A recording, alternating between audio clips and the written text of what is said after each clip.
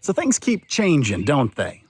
That's why this is called Now What devotions. Like, now what? What do we do now? I have a question for you. What do you think Jesus is teaching you right now? What is the Spirit offering you to learn so that you can adapt and change as the world changes? We're going to think about that today on Now What Devotions from Trinity Lutheran in Cyrus.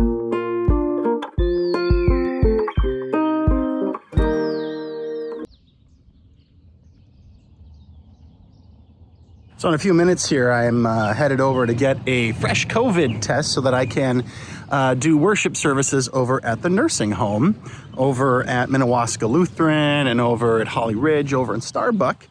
And that was something I was thinking about today. That's different, but I don't think too much about it. It's just something I got to do my work now. And I think there's a lot of things right now in our lives that are like that, where we've had a lot of changes these last couple of years.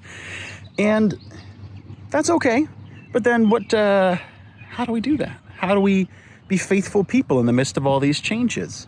And that is exactly what Jesus is talking about in these few chapters that we have in the book of John. It's Pentecost this Sunday.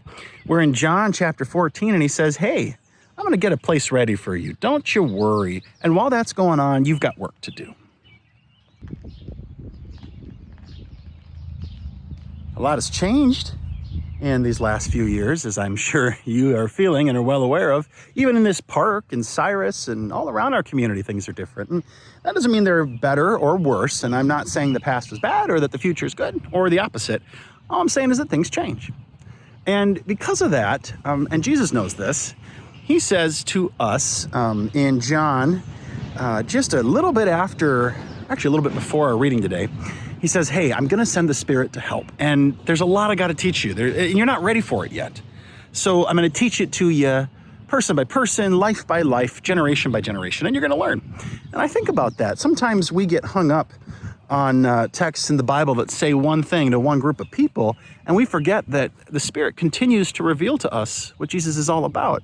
It started at the resurrection, and then when the Spirit got loosed at Pentecost, then it really got going. And there's a lot we've learned, right? The church used to just be for faithful Jews, and now the church is for everybody, for Gentiles. But that took some lessons to Peter. And boy, people were not excited about that when it started, and he had to convince them. And there was a number of hijinks that ensued. And the same thing all throughout the ages we've had to figure out. I think about in Cyrus.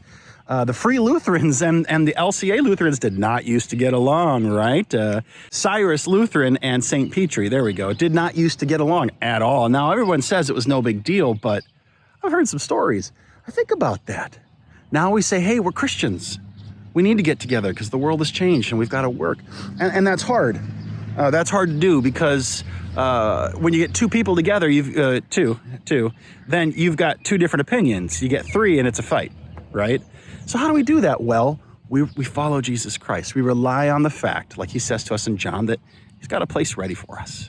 He's getting it all ready, and he's sending his Spirit to help so that we can be united.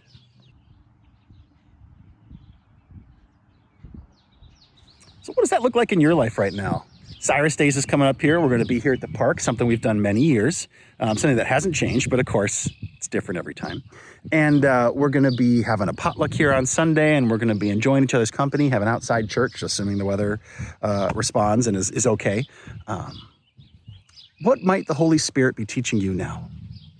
Where are you being challenged to love God's people? How might you do that in today's world, even though some things are very much the same, because some things are very much different? I'm Pastor Chris. For Now What Devotions here at Trinity Lutheran in Cyrus here, encouraging you to listen for the Spirit. And we'll see you on Sunday. Bye-bye for now.